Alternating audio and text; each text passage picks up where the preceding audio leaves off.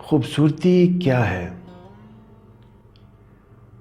صرف اس سوال کا جواب سمجھ آ جانے ہی سے ہمارے شکل و صورت، جسمانی کشش اور شخصیت سے جڑے بہت سے مسائل خود بخود حل ہو سکتے ہیں۔ پاکستان کے 3 بڑے عوامی مسائل میں سے ایک گوری رنگت کا حصول اور دوام بھی ہے۔ دوسرے 2 مسائل مردانہ کمزوری اور کالا جادو ہیں۔ خوبصورتی کی تعریف 2 طرح سے کی جاتی ہے، یعنی اس کو بیان کرنا کہ خوبصورتی کیا ہوتی ہے 2 طرح سے ممکن ہے۔ ایک طریقہ یہ ہے کہ ہم اپنے سماج میں رائج خوبصورتی کی تعریف کو قبول کر لیں، جیسا کہ پاکستان میں گوری رنگت خوبصورتی کے لیے لازم و ملزوم سمجھی جاتی ہے۔ دوسرا اور صحیح طریقہ یہ ہے کہ خوبصورتی کی تعریف سائنسی طریقے سے کی جائے، یعنی جمالیات، نفسیات اور فلسفہ کی روح سے خوبصورتی کو بیان کیا جائے۔ اس سائنسی طریقے کی روح سے خوبصورتی انسان کی ان صفات کو کہتے ہیں جو دیکھنے والے یا محسوس کرنے والے پر اچھے اثرات مرتب کریں، اسے دیکھنے یا محسوس کرنے سے مزہ آئے، یعنی وہ صفات دیکھنے والوں کو بھا جائیں۔ یہ صفات جسمانی بھی ہو سکتی ہیں اور کردار، اخلاق، علم، مرتبہ، گفتگو اور شخصیت کے تمام پہلوؤں سے بھی اخذ کی جا سکتی ہیں۔ بچوں کو ہم بہت پیارا کہتے ہیں، حالانکہ ان کا رنگ سانولا ہی کیوں نہ ہو۔ اس کا مطلب یہ ہوتا ہے کہ پیارا ہونے میں رنگت کی شرط لازمی نہیں۔ بچوں کی ننھی منھی ادائیں، معصومیت، بھولا پن اور شرارتیں ان کو پیارا بنا دیتی ہیں۔ انسانوں کے علاوہ چیزیں اور جگہیں بھی پیاری یعنی خوبصورت ہوتی ہیں، یعنی ان کی اپنی صفات ان کو خوبصورت بناتی ہیں۔ عرف عام میں جب ہم لفظ خوبصورتی کا استعمال کرتے ہیں تو ہماری مراد کسی انسان اور خصوصاً کسی خاتون کے چہرے کا حسن ہوتی ہے، یعنی ہم خوبصورتی کو محدود کرتے ہوئے اسے کسی عورت اور عورت کے بھی صرف چہرے تک محدود کر دیتے ہیں، اور اگر اس کا چہرہ سفید ہے تو اسے خوبصورت، اور اگر سانولا یا زردی مائل ہے تو اسے کم خوبصورت یا بدصورت سمجھتے ہیں۔ یہ سراسر جہالت اور زیادتی ہے۔ اسی عوامی رویے کا فائدہ اٹھاتے ہوئے کاسمیٹکس بنانے والی کمپنیاں اپنا کاروبار چمکاتی ہیں۔ ان کے اشتہارات میں ایسے معجزوں کی بشارتیں دی جاتی ہیں جو سائنسی طور سے ممکن ہی نہیں ہوتے، جیسا کہ 14 دنوں میں رنگ گورا ہو جانا، چھائیوں کا فوری طور پر ختم ہو جانا، دیکھنے والوں کی آنکھوں کا خاتون کے چہرے پہ جم جانا اور ہٹ نہ پانا، اور ایک جم غفیر کا کسی عورت کو دیکھ کر دانتوں میں انگلیاں دبا دینا وغیرہ۔ چونکہ یہاں میرا مقصد جسمانی کشش اور نسوانی خوبصورتی پر ہی بات کرنا ہے، لہٰذا ضروری ہے کہ نسوانی حسن کی سائنسی انداز میں درست تعریف سے آگاہ کیا جائے تاکہ لوگ اپنے نظریات کو درست سمت میں بدل سکیں۔ یہ بات مسلمہ ہے کہ خواتین سے خوبصورت ہونے کی توقع کی جاتی ہے، اور معاشرے خوبصورت خواتین کو ہر شعبے میں زیادہ اہمیت دیتے ہیں۔ کسی بھی خاتون کی خوبصورتی کو جانچنے کے لیے اس کا چہرہ ہی ایک واحد معیار نہیں۔ جمالیاتی اور نفسیاتی فلسفوں کی روشنی میں اس خاتون کا پورا سراپا، اس کی شخصیت، اس کا لباس، اس کی وضاقتہ، اس کا جسمانی ڈیل ڈول اور خط و خال، اس کی ذہانت، اس کی گفتگو اس کے رویے اور اس کی ادائیں سب اس کی خوبصورتی کی جانچ کے لیے اتنا ہی ضروری ہوتی ہیں جتنا کہ اس کا چہرہ۔ بعض محققین نے خوبصورتی کو روح کی خوبصورتی یعنی خوبصیرتی سے بھی تعبیر کیا ہے۔ یہ بات ذہن میں رہنی چاہیے کہ خوبصورتی سے مربوط جو صفات پیدائشی طور پر کسی خاتون کے حصے میں آئی ہیں انہیں جانچنے کی ہرگز ضرورت نہیں ہوتی۔ یعنی کسی خاتون کا پیدائشی رنگ جو اس کو خدا کی طرف سے ملا ہے اس کی بدصورتی کی دلیل ہرگز نہیں ہو سکتا۔ اسی لیے ہم دیکھتے ہیں کہ ملکہ حسن کے اکثر مقابلوں میں سانولی خواتین بھی اول نمبر پر آتی ہیں۔ لہٰذا یہ طے کر لینا ضروری ہے کہ پاکستانی معاشرے میں اگر صرف سفید رنگت ہی کو خوبصورتی سمجھا جاتا ہے تو یہ سراسر غلط ہے۔ مزید برآں خوبصورتی کی سائنسی تعریفیں یہ بھی مانتی ہیں کہ خوبصورتی دیکھنے والے کی آنکھ میں ہوتی ہے، لہٰذا یہ بھی جاننا چاہیے کہ دیکھنے والے کا اپنا فہم، اپنا ادراک، سمجھ بوجھ اور مقام و مرتبہ کیا ہے۔ ہمارے معاشرے کی خواتین تو یہ توقع کرتی ہیں کہ ہر کس و ناکس انہیں خوبصورت سمجھے اور ان کی تعریف کرے۔ خواتین کی یہ توقع سائنسی طور پر اس لیے درست نہیں چونکہ وہ دیکھنے والے کی اہلیت اور قابلیت کو مد نظر نہیں رکھتی۔ نفسیات اس بات پر بھی سختی سے قائم ہے کہ ہر انسان کا ادراک دوسروں سے مختلف ہوتا ہے۔ یعنی ممکن ہے کہ تو جس کو سمجھتا ہو بہاراں اوروں کی نگاہوں میں وہ موسم ہو خزاں کا، یا کوئی اپنی ہی نظر سے تو ہمیں دیکھے گا، ایک قطرے کو سمندر نظر آئیں کیسے۔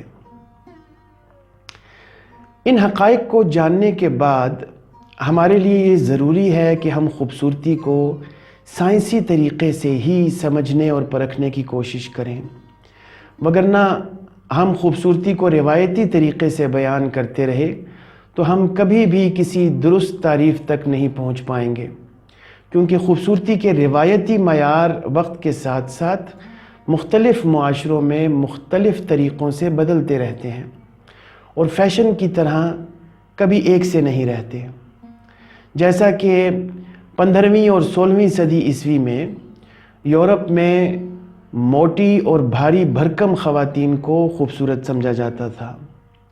19ویں صدی میں بہت سے مغربی ممالک میں پتلی کمر اور چست لباس پہننے والی خواتین خوبصورتی کی علامت تھیں۔ 19ویں صدی کے اواخر میں دوبارہ وزنی خواتین کو خوبصورت سمجھا جانے لگا اور اسی طرح یہ معیار وقت کے ساتھ ساتھ بدلتے نظر آئے۔ آج کل کے دور میں مغربی معاشروں میں اکثریت دبلی پتلی خواتین کو پسند کرتی ہے، مگر کسی خاتون کی خوبصورتی کو اس کی رنگت سے ہرگز نہیں تولا جاتا۔ یہ وبا ہمارے معاشرے کا ہی خاصہ ہے، کیونکہ ہماری عقلی بلندی اور شعور ابھی کالے اور گورے رنگ سے باہر نہیں نکلا اور ہم اب تک کنویں کے مینڈک بنے ہوئے ہیں۔ حالانکہ ہمارے نبی صلی اللہ علیہ وآلہ وسلم فرما گئے ہیں کہ کسی گورے کو کالے پر اور کسی سرخ کو سفید پر کوئی فضیلت نہیں، یعنی صرف رنگت کی بنیاد پر کسی کو برتر یا کمتر نہیں سمجھنا چاہیے۔ سائنس تو یہاں تک کہتی ہے کہ دنیا کا پہلا انسان انتہائی سیاہ فام تھا جس نے ساری انسانیت کو جنم دیا، اور گورے انسانوں سے پہلے دنیا میں کالے انسان آباد تھے۔ خوبصورتی کو درست انداز سے نہ سمجھنے اور اسے صرف روایتی طریقے سے دیکھنے سے بہت سے نقصانات ہوتے ہیں۔ خواتین سماجی دباؤ کا شکار ہوتی ہیں اور خوبصورت یعنی کہ سفید نظر آنے کے لیے طرح طرح کے غیر سائنسی اور مضر ہتھ کنڈے استعمال کرتی ہیں۔ ہماری خواتین کی فہم و فراست اور علم اتنا ہرگز نہیں ہوتا کہ وہ کسی بھی کاسمیٹکس کے اجزائے ترکیبی اور ان کے سائیڈ ایفیکٹس کو جان سکیں۔ مارکیٹ میں ملنے والی بہت سی کاسمیٹکس ادنیٰ درجے کی اور سستی قیمت میں دستیاب ہوتی ہیں، جو خواتین کے لیے بہت سے جلدی مسائل پیدا کرتی ہیں۔ ان مسائل سے جلدی امراض کے ڈاکٹر اور بیوٹیشنز دونوں ہاتھوں سے خواتین کو لوٹتے ہیں اور ان سے پیسہ نکلواتے ہیں۔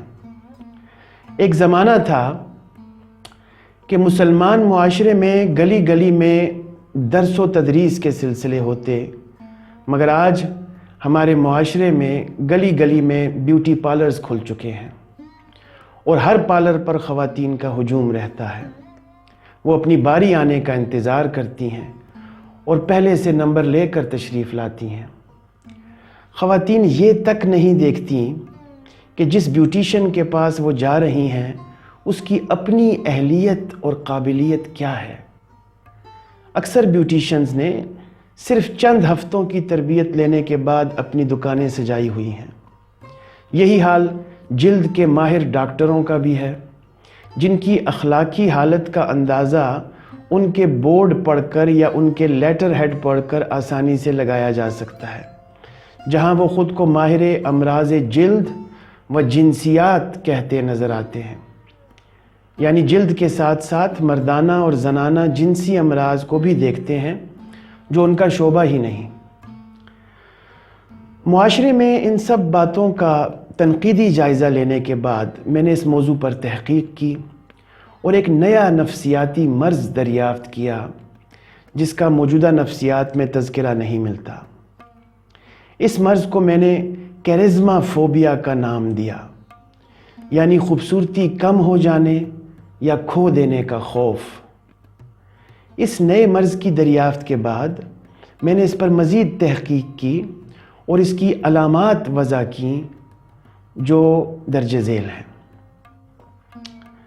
اپنی جسمانی کشش اور صرف جسم کے بل بوتے پر دوسروں کی تعریف سننے کی شدید ترین خواہش کرنا، یعنی صرف اپنی جسمانی کشش اور صرف اپنے جسم کی وجہ سے، نہ یہ کہ اپنے علم اور قابلیت اور لیاقت کی وجہ سے، صرف اور صرف اپنی جسمانی کشش کی وجہ سے اگر کوئی دوسروں کی تعریف سننے کی شدید ترین خواہش رکھتا ہے تو وہ کیرزما فوبیا کا شکار ہے۔ پھر اپنی جسمانی کشش اور صرف جسم کے بل بوتے پر دوسروں کو مرعوب کرنا، اپنی موجودہ عمر سے کئی گنا کم نظر آنے کی شدید خواہش رکھنا، اپنی جسمانی کشش اور صرف جسم کے بل بوتے پر خود کو دوسروں سے بہتر سمجھنا، انٹرنیٹ اور میڈیا پر غیر ضروری وقت صرف اس لیے صرف کرنا کہ خوبصورتی کے بارے میں نئی معلومات ہاتھ آ سکیں، لباس کے معاملے میں غیر معمولی طور پر محتاط ہونا، دوسروں کی اس تنقید سے گھبرانا جو جسمانی کشش اور بدن سے متعلق ہو، خوبصورت نظر آنے یا خوبصورت رہنے کے لیے غیر سائنسی طریقے اور مضر صحت طریقے اختیار کرنا۔ یہ ساری علامات کیرزما فوبیا کو ظاہر کرتی ہیں۔ اس مرض کا چیک اپ کرنے کے لیے میں نے ایک ٹیسٹ بھی وضع کیا ہے جو سائنسی طور پر قابل اعتماد ہے اور میری ویب سائٹ پر مفت دستیاب ہے۔ یہاں خواتین کو اس بات پر قائل کرنا مقصود ہے کہ وہ خوبصورتی کی اصل حقیقت کو سمجھنے کی کوشش کریں اور میڈیا پر کثرت سے چلنے والے کاسمیٹکس کے اشتہارات سے اور سماجی دباؤ سے مرعوب ہو کر اپنا انفرادی حسن، انفرادی تشخص اور وقار داؤ پر نہ لگائیں۔ دنیا کا ہر انسان خوبصورت ہو سکتا ہے اگر وہ خوبصورتی کو درست انداز میں سمجھتا ہو۔ بیوٹی پارلرز ہرگز بیوٹی کے پارلرز نہیں بلکہ میک اپ پارلرز ہیں۔ بیوٹی دینا نہ تو بیوٹی پارلرز کی استعداد ہے اور نہ ہی جلد کے ڈاکٹر کسی کو خوبصورت بنا سکتے ہیں۔ خود کو خوبصورت سمجھنا ہی خوبصورت ہونا ہے۔